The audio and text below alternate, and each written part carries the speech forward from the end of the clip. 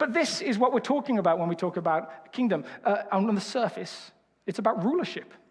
It's about ownership. And because the word kingdom has become problematic, people have started to sketch out some other words that we might use instead of kingdom.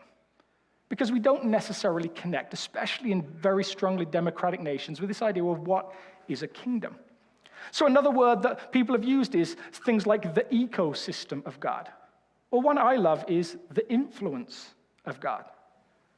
The idea of the kingdom coming is that one day God's influence will be over everything. Now, on some big spatial level, that is already the case. If God can turn water into wine, if he can break the norms, then it already is everywhere.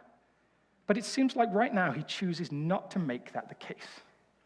That there's this idea that one day the kingdom will come and its reign will be over everything. And all the things that we look at in the world and say, it shouldn't be that way, will be reversed.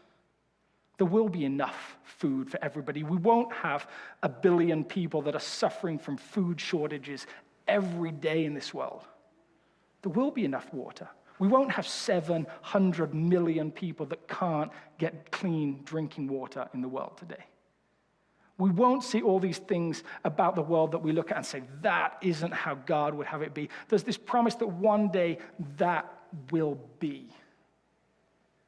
Jesus talked about it as something that was coming then. And even post-death, post-resurrection, isn't there still that sense for us that we're not there yet?